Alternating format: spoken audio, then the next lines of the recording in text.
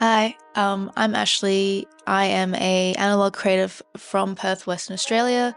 I am predominantly a film photographer. However, I do various other things, whatever gives me the dopamine pretty much. So I do a lot of analog video work, and I'm also recently diving into glitch art as well. This is my first YouTube video. It's something that I've wanted to do for a very long time, and my friend Jake has finally just made me take that step. So I thought for my first video I would just do a little intro. Now, as a girl that has way too many cameras, I thought this would be a good opportunity to, I guess, show them. So first up, I have the very first film camera I technically ever owned. It's nothing fancy.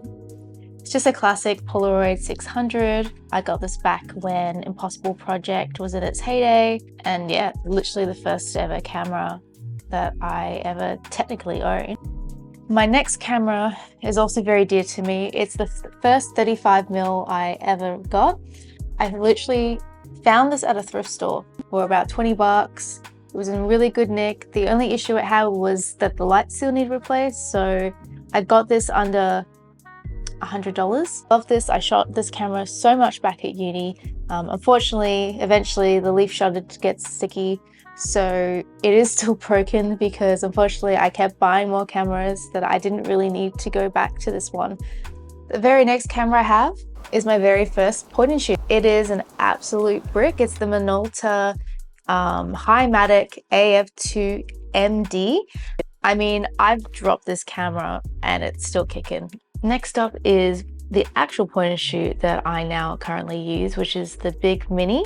This model precisely is the Big Mini BM201. Great camera, and because it's so compact and tiny compared to the Minolta, for example, it's just so easy to just throw in my bag. This is the first medium format camera I ever purchased. It is the Fuji GA645. At the time, I decided this to be my first camera because it was light, it had automatic features, and it was just great for travel. I feel like a lot of people had complaints about the focusing, but I really didn't seem to have any issues unless I was dealing with low light. So I feel like this camera doesn't require any introductions really.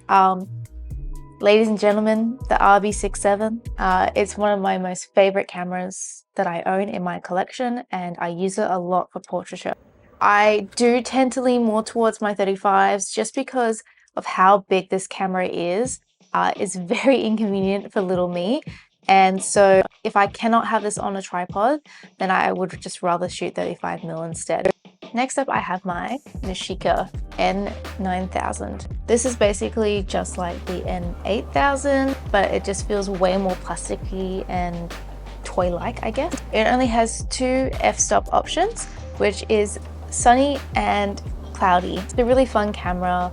It's not the Nimslo, but it does the job. This next camera is basically my workhorse. So this is my Canon EOS1-N. I pretty much do majority of my work on this camera. It is great. It is my favorite camera to work with. It's just such a great camera in a fast-paced working environment. Having the autofocus just saves so much time from fumbling, trying to get that perfect focus before the moment's already gone. Now we're starting to get into a bit more of the obscure cameras, I guess. This is the Polaroid MiniPortrait. It's basically a passport camera. I haven't used it too much, but it's definitely something that I want to push to shoot more. It's one of those cameras where eventually one day I just won't be able to shoot it. So I definitely want to try and do more of this before the film is basically extinct. Now these next two cameras are actually cameras that are modified from my really good friend Jake, the instant camera guy. First up is my XX70 that has now been modded to I-type, hence why the battery pack.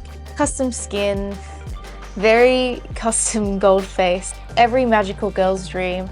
I just thought, what could I do with it that I haven't really seen before? And we decided to bedazzle it. Now the second camera that he has modded is a One600. This was the first camera that he modded. It's very compact. He has also modded this to I-type. He basically sticker bombed this camera for me.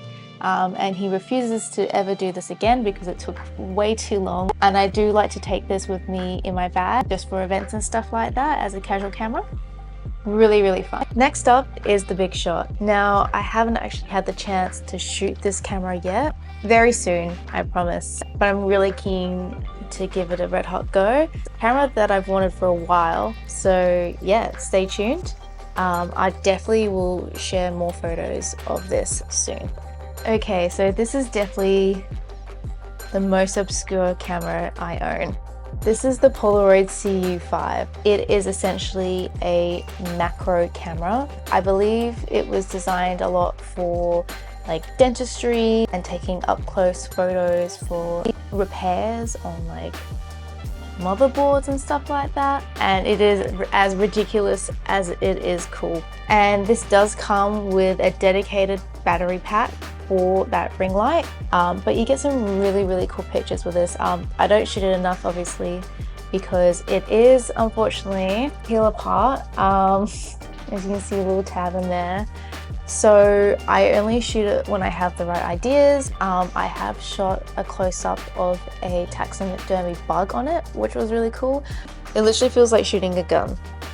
It's ridiculous. And also because there is no viewfinder, at least I don't have the viewfinder for this, it's very hard to aim with. Next one up is my Super 8 camera.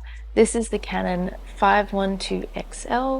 It is not my first Super 8, but it's definitely the one that I use predominantly. Next up is the Impossible Project i1 camera. But basically I got this back in the day when Impossible Project first released this. As like many of these cameras, it died pretty quickly within the first 6 months to a year. However, I did have Jake repair it. Unfortunately, because of the battery issue with it constantly draining power, I barely get to use it because by the time I've charged it and I want to pick it up, the battery is already dead. So unfortunately, I don't really have a lot of samples. It still is a really cool history piece and it's cool that I've been able to revive it, but I just don't really shoot with it. Last but not least is the biggest camera I own, which is the Krasnikos 3 or the K3. This is a 16mm motion picture camera. I love this camera. It is such an underdog. There used to be a lot of hate for it, but it's really made a comeback recently as an entry-level motion picture camera. So yeah, that's basically all my cameras. So let me know which one was the most interesting or if there's any in particular that you want me to cover more deeply. Today was just basically showing you, not so much in depth. And yeah, let me know what you want to see more of. I feel like this channel is going to be quite a mix of things just depending on what I'm doing. But I believe the general focus would be mostly just analog things, analog processes, not specifically just like film photography. So yeah, stay tuned. Bye.